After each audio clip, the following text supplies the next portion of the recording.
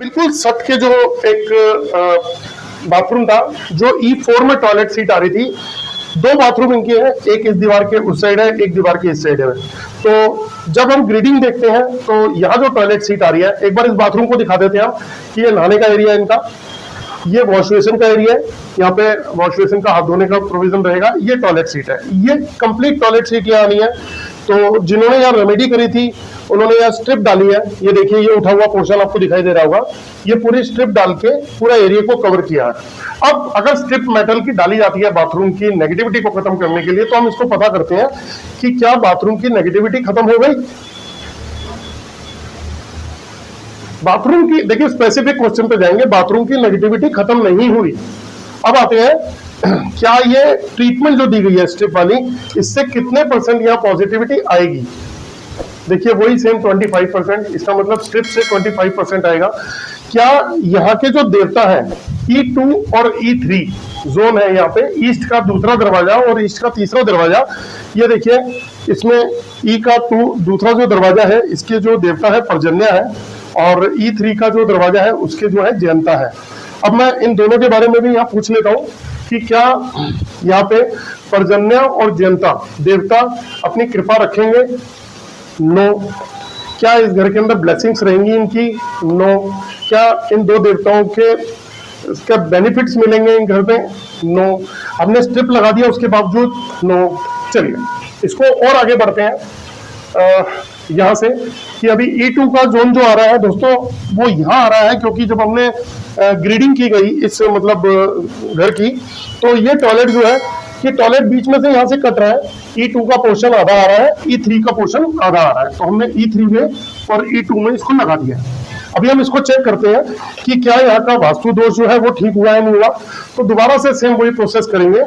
सबसे पहले इस बाथरूम का पॉजिटिव ऑरा बताइए। ये देखिए 100% बता रहा है। अब मैं पूछता हूँ कि जो दोनों देवता हैं उनकी ब्लेसिंग्स इस घर पे आएंगी। यस। कितने % आएंगी। क्या टॉयलेट का दोष खत्म हो गया। यस। और यहाँ जो हमने ये दोनों ऑयल लगाए हैं ये यहाँ पे प्रॉपर तरीके से आने के बाद इस जोन को इनहांस कर रहे हैं। यस। कितने % कर रहे हैं देखिए।